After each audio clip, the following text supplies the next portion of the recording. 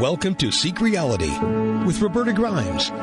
Joyous conversations about what the afterlife evidence and modern science combine to tell us is true about our one reality. You have nothing to fear. You are eternal and you are perfectly loved. Knowing the truth changes everything. Now, here's Roberta. Welcome to Seek Reality. I'm Roberta Grimes, and I'm so happy you're with us today. As was true of our guests last week, Carol and Mikey Morgan, this week's guest is very special to your host. She made a point of meeting me near the start of her career, so in a way, I kind of feel as if I helped her get started. And now she is the world's leading popularizer of information about death and the afterlife, and she is my very dear and very special friend.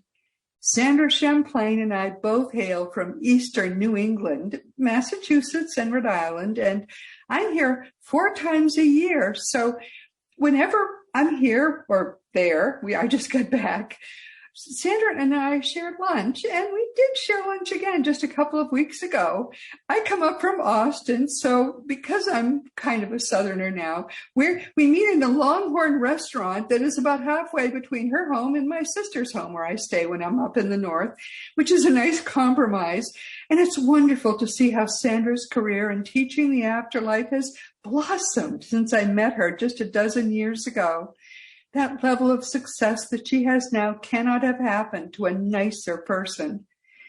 When Thomas, my spirit guide, told me, I guess it was maybe 3 or 4 years ago, that it was time to choose my successor in this work, it was a very easy choice for me to make. I chose Sandra Champlain, and over lunches, we talk a bit about how this field might unfold over the next few decades, but of course it's not really up to us. It's in God's hands. And the simple fact that human life really is eternal is going to dawn over all the earth in God's own time.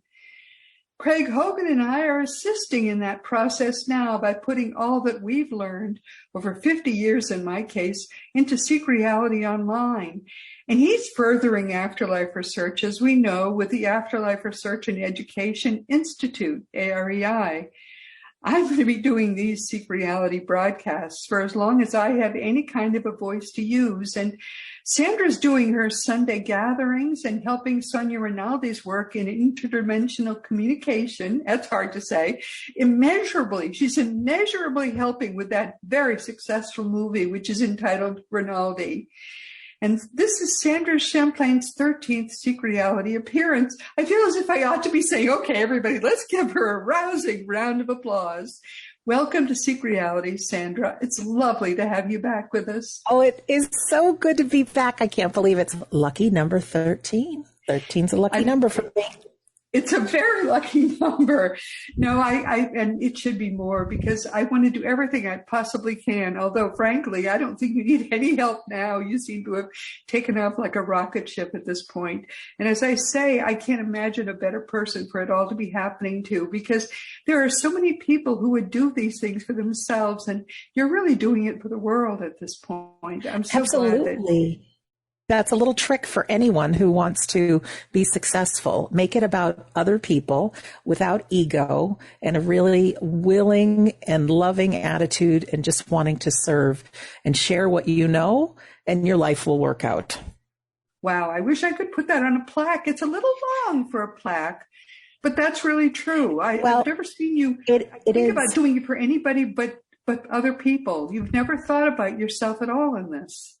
Well, I have, because it all started with the fear of dying. So I wanted to rest my own fears, but everything that happened.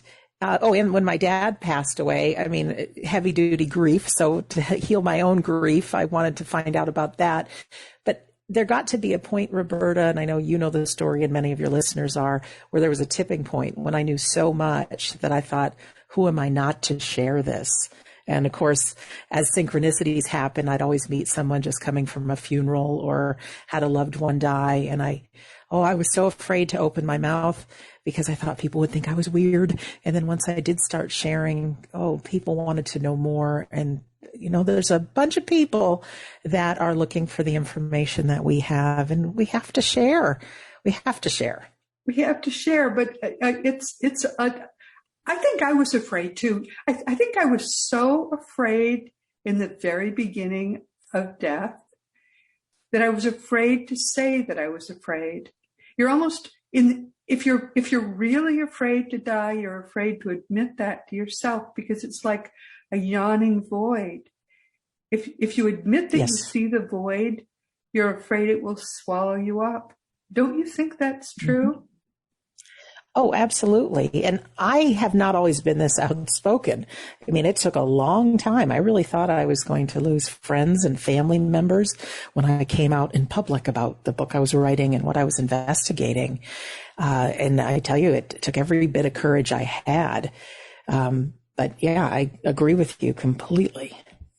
I think in the very beginning, I would not even have looked. And I think many people are afraid to even look, because what if early in your life you're afraid to look? I mean, what if you look and if you find out there really is no answer, you can't find that there is an afterlife, that then you really have found there is no afterlife. And then you still have to go through the rest of your life knowing that each step you take could be your last step. Each breath could be your last breath, and then there's nothing. Or there's something awful. Think about that. Thankfully, I think young people don't think about that. but I didn't growing up. You and I did, though. I mean, eventually, yeah. It's after we talked. We had lunch only a couple of weeks ago as we're having this conversation. We went to a Longhorn and we had our Longhorn, I think of it as now, and we had our lunch and actually we had a double margarita because I'm doing intermittent fasting now, so I can't have breakfast. And I think of margaritas as kind of breakfast food because it's citrus, right? So, and therefore, if you have a margarita for breakfast, you kind of don't remember what you talked about much after that. But still, when you think about it, to not know when you're young is even doubly scary, because what if you did investigate and you learned bad stuff? I think, and whenever I talk with you about it, I start thinking about that again. It's a scary thing to investigate when you're young, isn't it? Well, it is, and your mind is open, and some people will believe just about anything. And there's some people that are sharing afterlife and some really bizarre topics that I frown upon, and they can scare people. You know, they can really scare people, and they don't want to pass, or they think their loved one is stuck and they need saving. And, you know, there's so many things out there. So I always recommend that people realize they are a divine soul and use your common sense, use that instinct that we all have, because I know we can walk into a room and know which person is a little strange, who's cool to hang around with. We all have that instinct, that intuition. So when we're getting this spiritual information, no matter how famous somebody might be, or if they're on television, we really have to run it through our own inner detector. Is this something that's going to help me in my life? If it's something that shows no intelligence, it makes you afraid, that is not coming from divine knowledge and a divine source. That is man-made. And we have plenty of man-made things here. And people always ask if I believe in hell. And I think hell can be right here on earth. I really do. I think what we experience here can be the worst of it. It is, in fact. And don't go to YouTubes that are based on near-death experiences. In fact, near-death near-death experience is based in anything real. They're all personal to the experiencer. I just wrote and posted a blog post called The Silver Cord. If you're wondering if people die during a near-death experience, just go read my blog post entitled The Silver Cord, and it explains exactly why we are so certain people do not die during near-death experiences. And that's all I'm going to say right now, because it's all about Sandra. But I hear from a lot of people who have fears based upon near-death experiences that are perfectly unnecessary. So back to you, Sandra. I agree. Back to me. Well, I can give you my 2 cents. I'm sorry? Oh, I said I could give you my 2 cents on that. Yeah, please do, my dear. Yeah, I think there are currently about 9 billion people living on planet Earth. And if you ask any one of them, no one is going to have the exact same story for what their life is like. And near-death experiences, I think, are extraordinary because it shows that there's something possible outside of our consciousness, outside of our body. So I like that. But like you say, there's a lot of differing things, and some are quite fearful. And I think there's different experiences. Like you said, that silver cord isn't cut yet. So a lot of it can be our own stuff, our own subconscious, our own beliefs. There are some near-death experiences that almost perfectly match things that come through mediums and trance mediums and physical mediums and things. So not going to throw the baby out with the bathwater, but I don't think just looking at one avenue like near-death experience should be something you focus on like that's truth. Because like I said, there could be 9 billion different versions of it. Yeah. So let's get back to Sandra. Okay. Perfectly said. But Sandra, let's go back to your early experiences. You were very much afraid and you were grieving your father. So you did what nobody else does. You decided you were going to find out for yourself. So what did you do? Yeah, I had to figure it out for myself. My journey actually started before my dad passed. It was probably about 12 or 13 years before he passed. I was just really afraid, like what would happen if I didn't wake up at night and I died, do I go on? And even though it was torturous back then, when I look at where I am right now, is everything had to happen in the order it did for me to be right here with you today.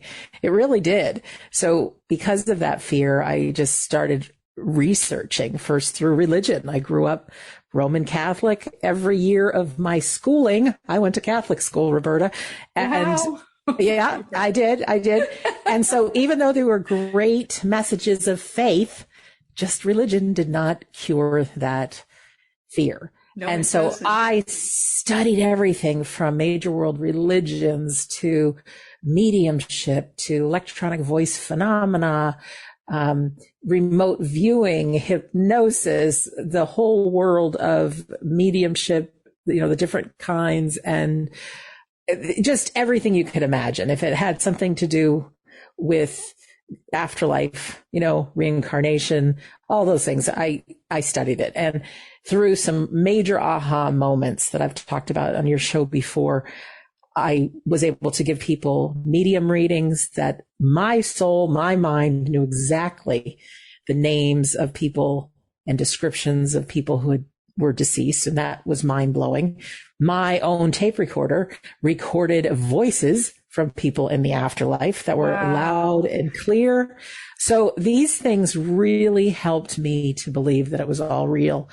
Unfortunately, the ego I had, and probably still has, because we all want people to like us, I was too afraid to be open and tell people about this. So it was a good 6 or 7 years before I finally became vocal. And it was actually around the time of my dad's passing. He got diagnosed with cancer. He had a tumor in his spine that they were able to remove, but it broke apart part of his spine. So he was wearing this turtle shell thing. Oh.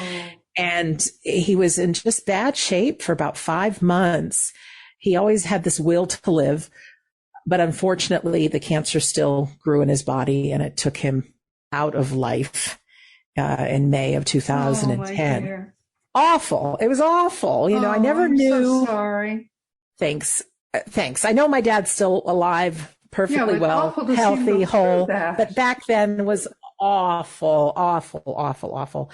People would talk about, I never want to suffer before I died. And I didn't really get that until I watched Dad. And cancer, some cancers, it can be brutal. So I am definitely a strong proponent in hospice and care and all that good stuff.